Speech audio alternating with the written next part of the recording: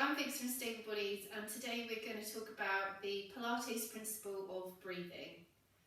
So, first thing you're going to do is maybe you have something stretchy you can tie around your rib cage. That's going to give you some awareness of what's happening. If not, you can just hold your fingertips together over your ribs. Make sure your middle finger is touching, and then you can notice with your hands what your rib cage does. So just notice your natural breath pattern to begin. In through the nose, out through the mouth, and just notice where the air goes. Maybe it goes into the tummy, maybe it goes into the ribs, maybe it goes into the upper chest. So your first mission is to find out, where does that breath go? Whilst you're working that out, I'm just going to explain that in Pilates we use a working breath. So a working breath enables you to keep your abdominals connected and engaged, and at the same time fully utilise your lungs.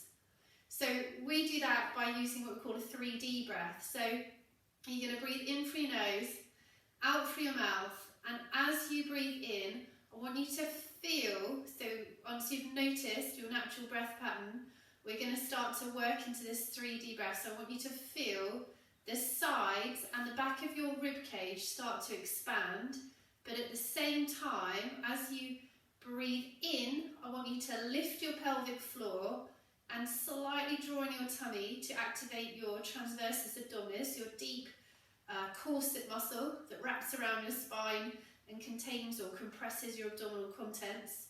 You're going to breathe in through the nose and out through the mouth. As you breathe in, feel that ribcage expand. Out through the sides and the back of the ribcage.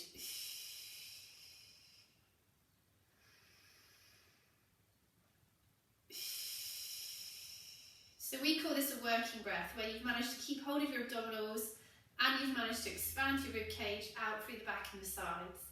Now the main difference between a Pilates breath and a yoga breath, for a start in Pilates, we always do our effort on the exhale because we're able to deeply engage our abdominals.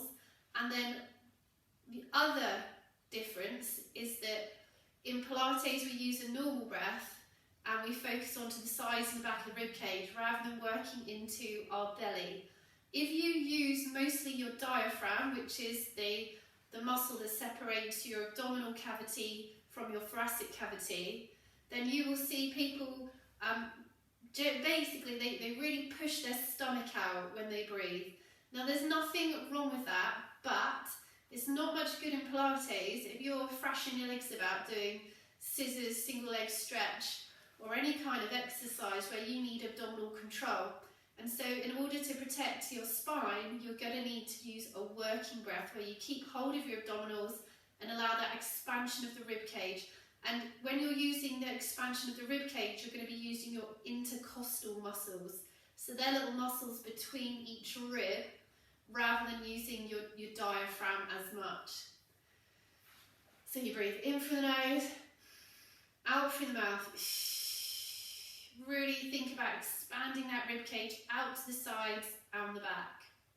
On your exhale, you engage your deep tummy muscle, your transversus abdominis, and your obliques, so your side waist muscles, contract, and they increase your intra-abdominal pressure to stabilise your spine.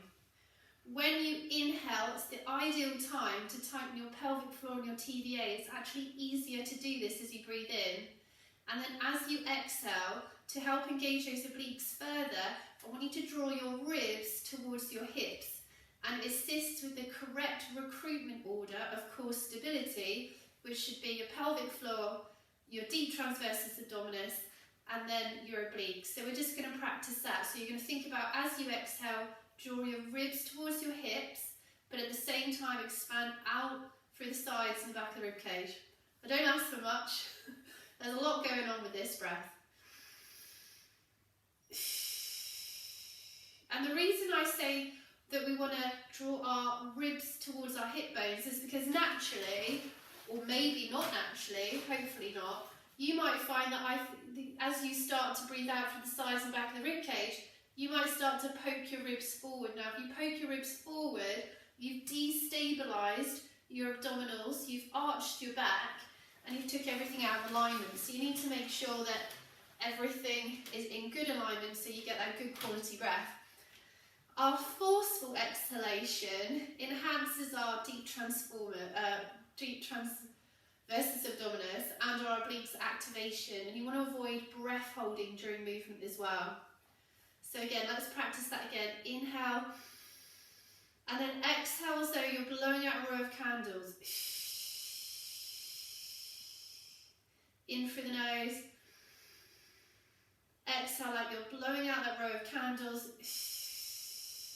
So you're thinking of a 3D breath, sides and back of the rib cage. You're not doing a belly breath because that's not going to help us when we're doing our exercise. And you're trying to avoid putting any breath into the upper chest. Otherwise you're going to overuse accessory muscles around the shoulders and the neck. So give that a practice. It's just a band around your ribs. You're focusing on breathing wide into the sides and back of the rib cage. Probably going to forget all the other information I've just said, but just know that really important in Pilates we use a working breath. We're able to maintain our core stability and utilise our lungs to their full effect.